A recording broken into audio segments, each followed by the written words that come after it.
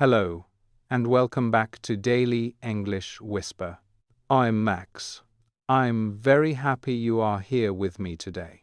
Find a comfortable position, take a slow breath in, and slowly out. Good. This is your time to listen, your time to speak, your time to grow.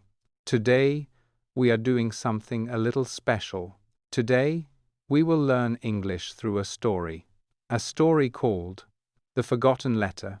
And if you sometimes feel tired of grammar rules, if normal study feels heavy, if you want English to feel more natural, this episode is for you. Because stories teach English in a very human way. Not word by word, not like a test, but through emotion, through curiosity, through memory. And today, you will practice listening, shadowing, and natural speaking while following a mystery. A quiet mystery. A simple one, but one that may surprise you. Maybe you have had this experience. You understand English better when someone explains grammar slowly, but when people speak naturally, you get lost. Or maybe you know many words, but putting them together feels difficult. Or maybe speaking makes you nervous. Your heart becomes faster, your thoughts disappear, and then you think, maybe I'm not good at languages. But that is not true. You are learning. That is different.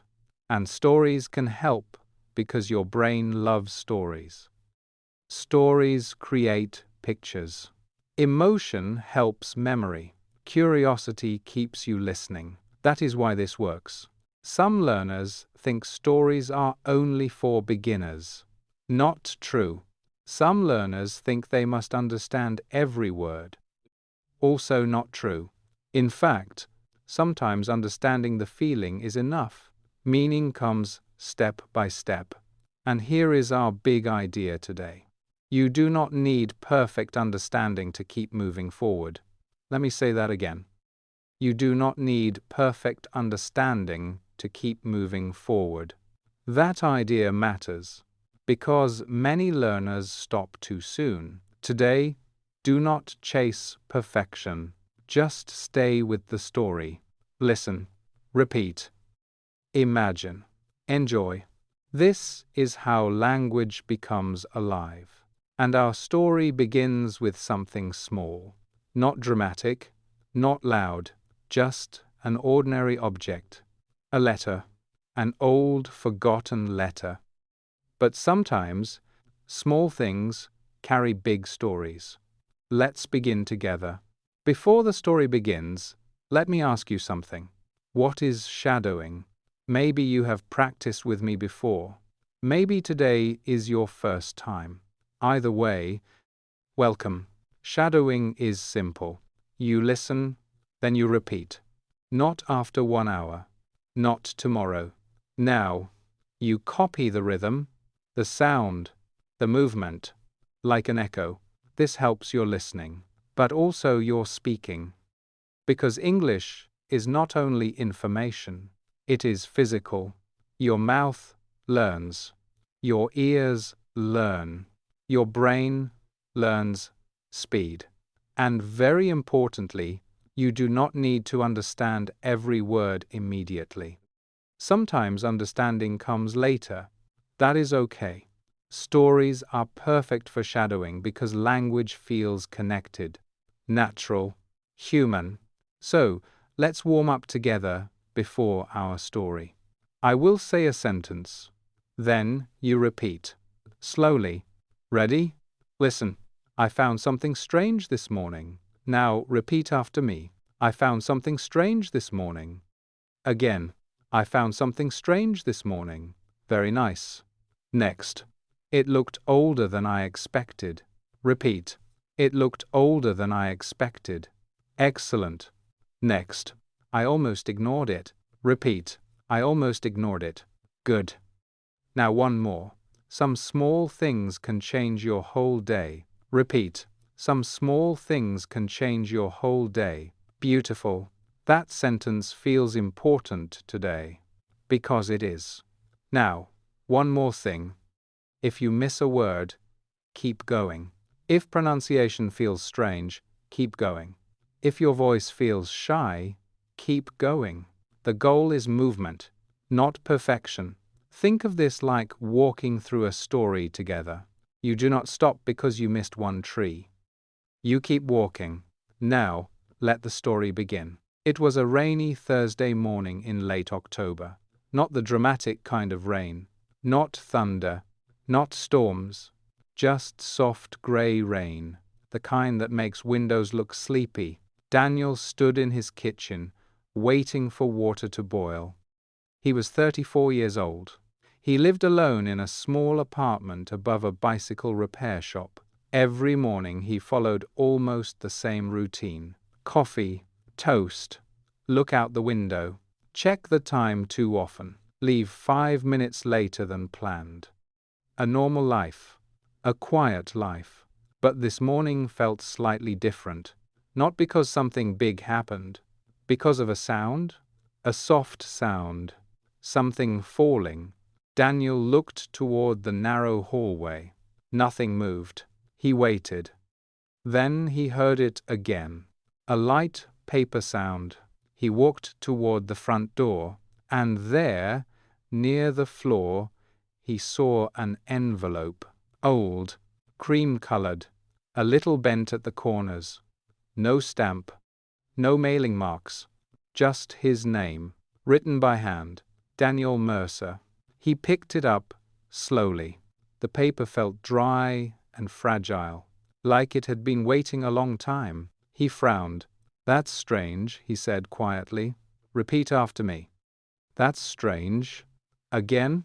"That's strange." "Good." Daniel turned the envelope over. No return name. Nothing. Just silence. And his own reflection in the small hallway mirror. He tried to remember. Had someone slipped it under the door? The building manager? A neighbor? Wrong apartment? But no. It clearly had his name, his exact name, and something about the handwriting felt familiar, not clearly familiar, just enough to make him pause. Daniel carried the envelope back to the kitchen. The kettle had started making noise, but he ignored it. He sat down, looked at the envelope, then looked away, then looked back again. Funny, isn't it? Sometimes curiosity and fear arrive together. Have you felt that? You want to know, but maybe you do not. Daniel touched the edge of the envelope, then stopped. Why was he nervous? It was only paper, only a letter. But some objects carry energy, memories, questions. He laughed softly at himself. This is ridiculous. Repeat. This is ridiculous. Again. This is ridiculous. Nice. Then he opened it. Inside was one folded page and a much smaller piece of paper. A photograph. Daniel froze. The photograph showed 3 teenagers standing beside a train station bench. One was him, much younger, maybe 16, thinner, messier hair, a face not yet shaped by adult life. The other two. He recognized one immediately. Elias, his old best friend, a friend he had not seen in years. And the third person. Daniel leaned closer, then sat back. No, that could not be right, because the third person was Clara, and Clara had disappeared from his life almost 18 years ago, completely. No calls, no messages, nothing. Daniel swallowed. His coffee water screamed from the kitchen.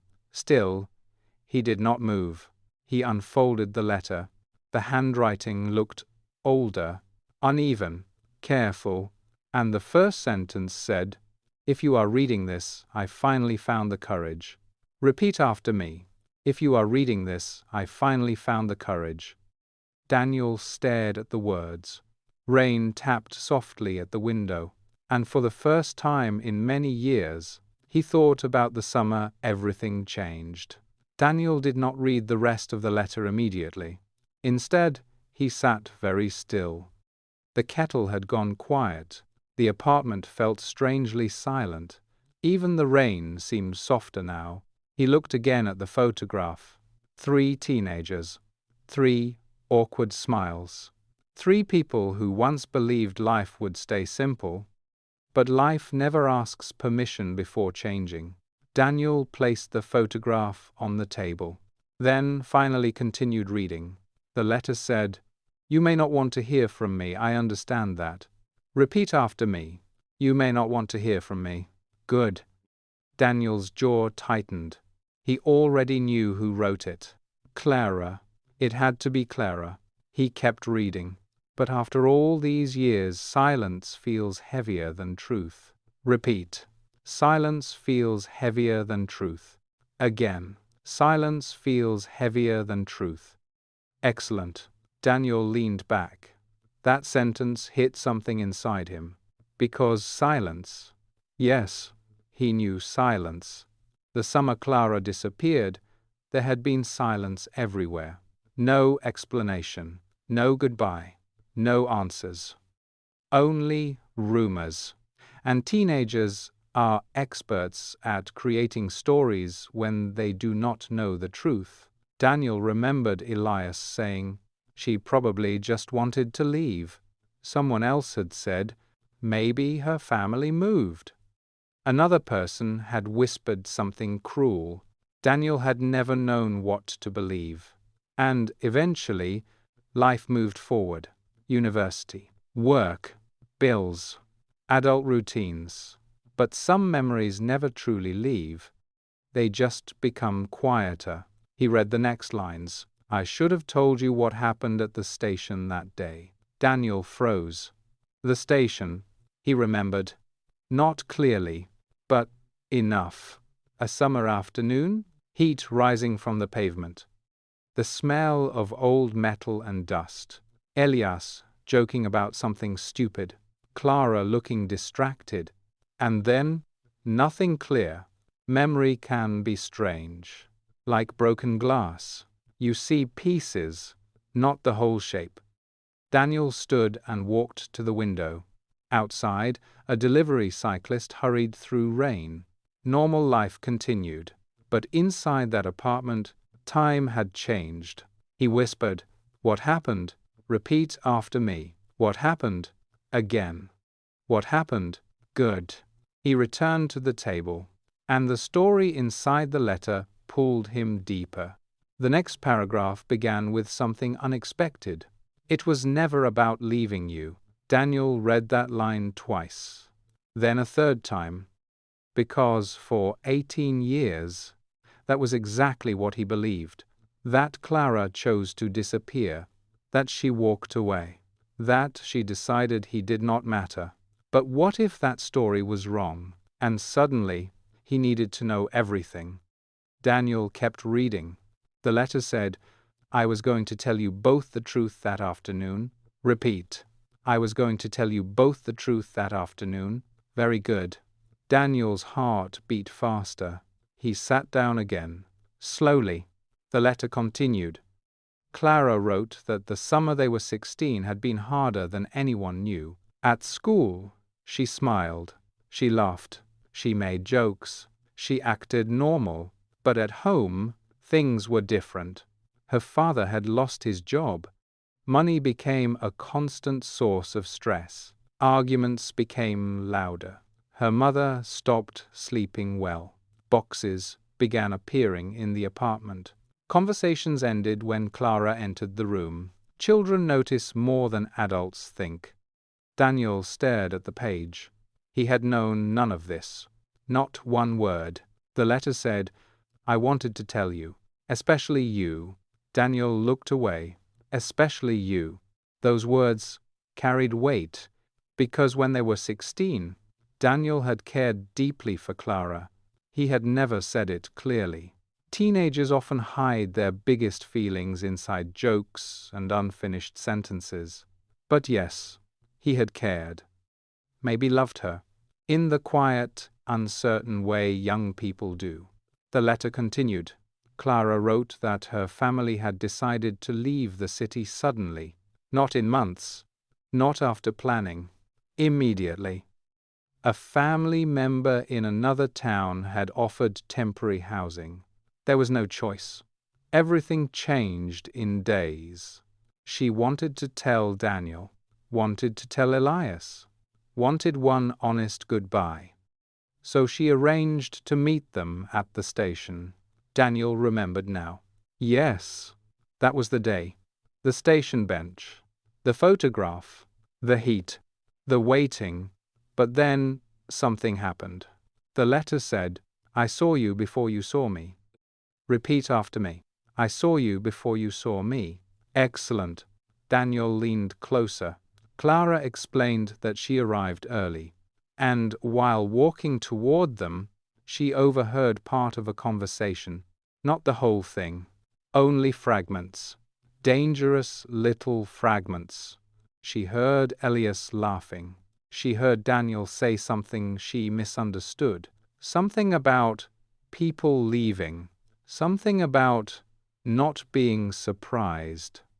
Teenage fear filled in the missing meaning. Clara believed Daniel already knew, and worse, that he did not care. So instead of walking toward them, she turned around, left, and never explained. Daniel stared at the page in disbelief. No. Repeat. No. Good. Misunderstanding. One broken moment. One wrong assumption. 18 years of silence. That was unbearable. But the letter was not finished. Daniel read faster now. The careful calm from earlier had disappeared. His breathing felt shallow. The rain outside had become stronger. The letter continued. I was young, hurt, afraid, and I made the wrong choice. Repeat after me. I made the wrong choice. Again. I made the wrong choice. Very nice. Daniel pressed his fingers against his forehead. How many lives change because of one emotional moment? One assumption? One silence? Clara explained that after moving away, life became complicated. New city, new school, family problems. Then time passed, and with time came shame. The longer she waited to explain, the harder it became. That happens, doesn't it? Sometimes a small silence becomes too large to cross. Days become weeks. Weeks become years. And then the story feels impossible to reopen. The letter said, I told myself it was too late. Repeat. I told myself it was too late. Again. I told myself it was too late. Excellent. Daniel understood that feeling. Not because of Clara, because of life.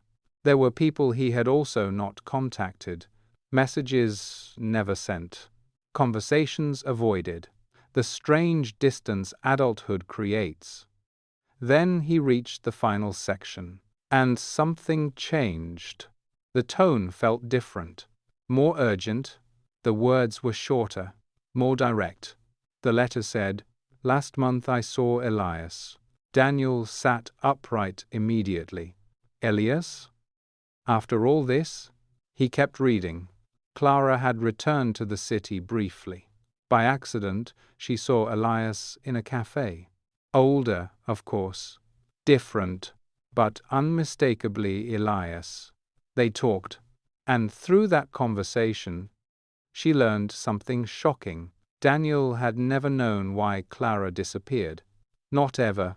Elias had assumed Daniel knew. Daniel had assumed Clara left by choice. Everyone believed a different story. All wrong. That kind of truth can feel painful, but strangely freeing. The letter continued. Elias gave me your address. Daniel looked toward the envelope.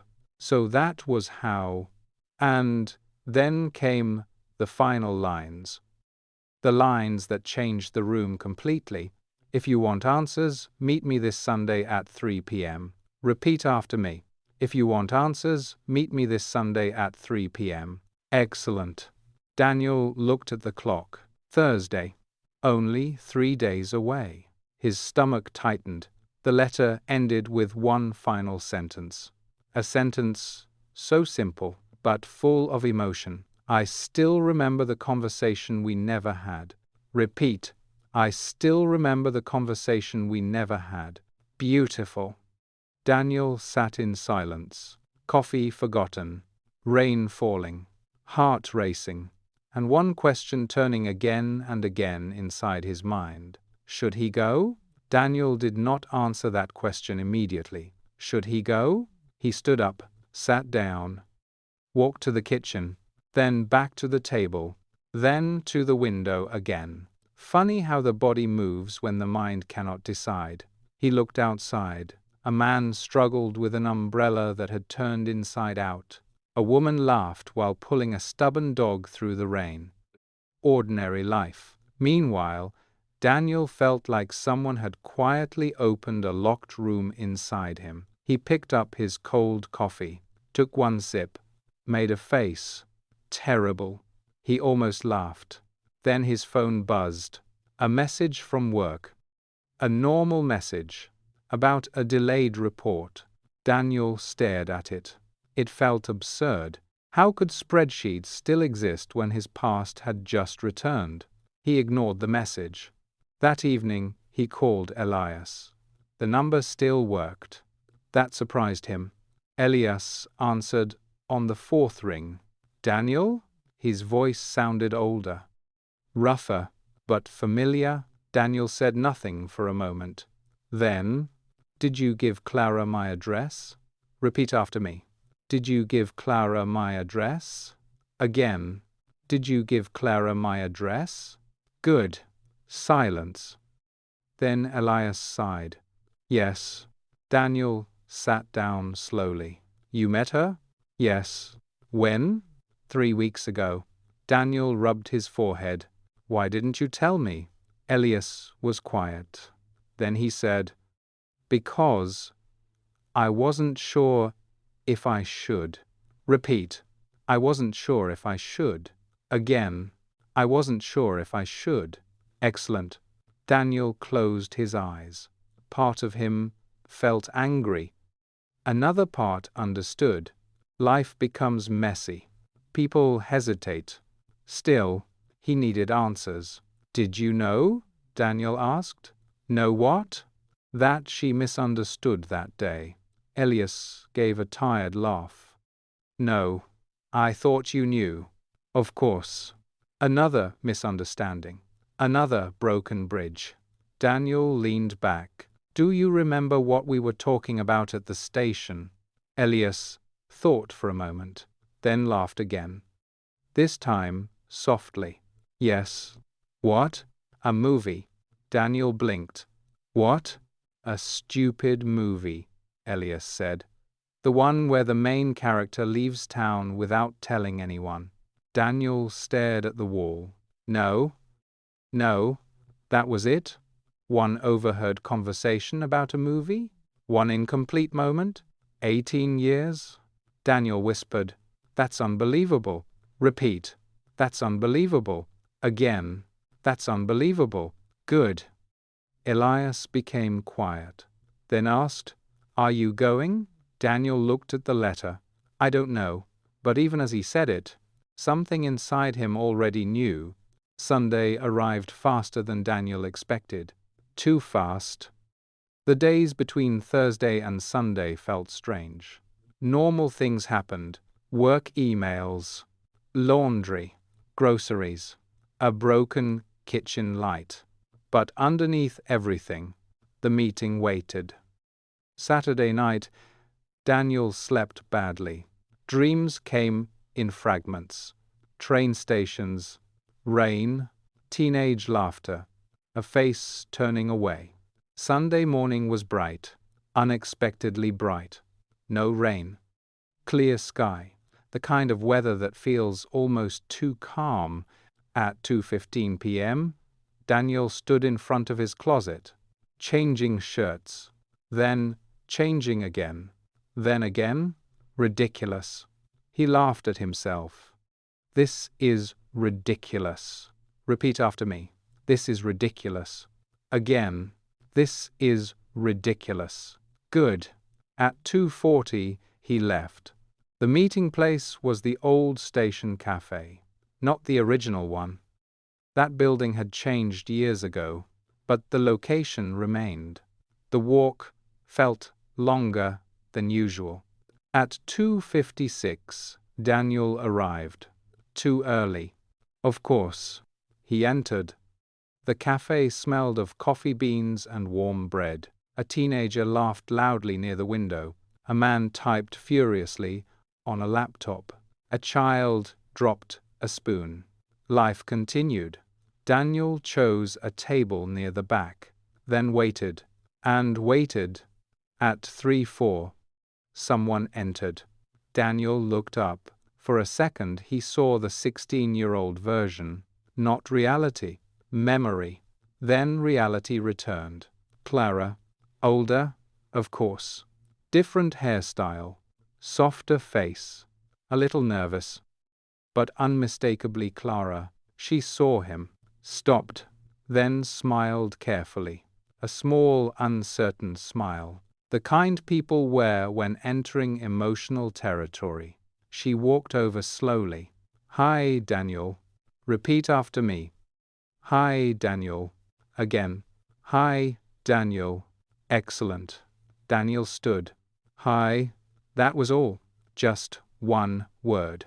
So many years. One word. Clara laughed softly. Nobody teaches you how to start a conversation like this. Daniel smiled despite himself. That's true. They sat. Silence. Not hostile, just fragile. Then Clara spoke first. I'm sorry. Immediate. Direct. Daniel looked at her. No excuses. No dramatic speech. Just honesty. I know, he said. Then paused. No. Actually, I don't know. Repeat after me. I don't know.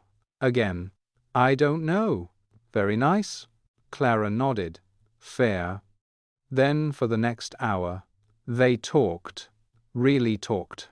Not like teenagers. Like adults. About that day. About assumptions. About fear. About families. About the strange stories people create when information is missing. Clara admitted she had almost not sent the letter. Daniel admitted he almost did not come. Both laughed at how close they came to repeating the same mistake. Silence again. Then Daniel asked the question he had carried for years. Why did you never try again? Clara looked at her coffee, then answered quietly. Because the longer I waited, the more I believed I had already ruined everything. Repeat. I believed I had already ruined everything. Again. I had already ruined everything. Excellent. Daniel understood that more than he wanted to admit. They stayed in the cafe until evening. Long after the first coffee. Long after the nervousness changed shape. The conversation moved in unexpected directions. Old classmates. Terrible music from their teenage years. Embarrassing memories. Stories about work. Stories about parents getting older. Stories about becoming people they never expected to become. And something interesting happened. The huge mystery that had lived inside Daniel for 18 years became smaller. Not because it was unimportant, because it was finally real. Truth often feels less terrifying than imagination. That matters. Not only in stories.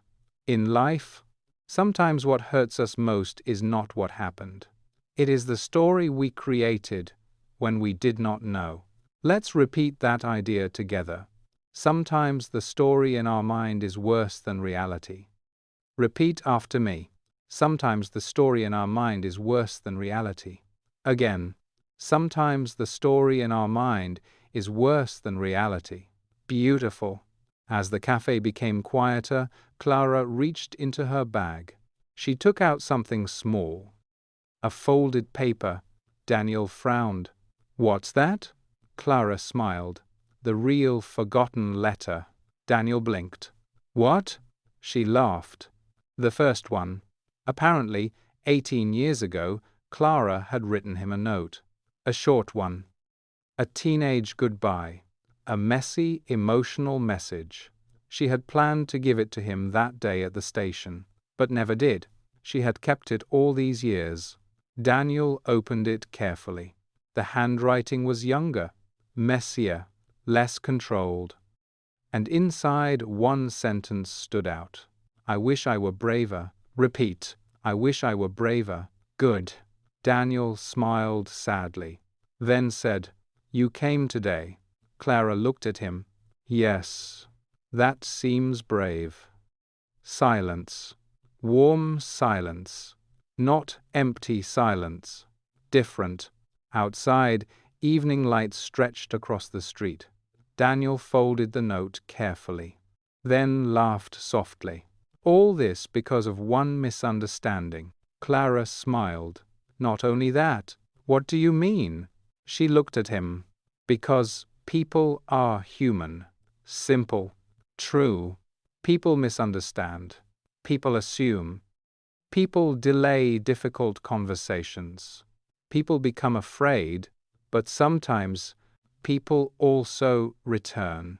And maybe that is the quiet hope inside this story. Not that life becomes perfect, not that time goes backward, but that some conversations are not lost forever. And for you, as an English learner, there is something important here too. You do not need perfect understanding to keep going. Remember our idea from the beginning? Here it is again. Some conversations feel messy.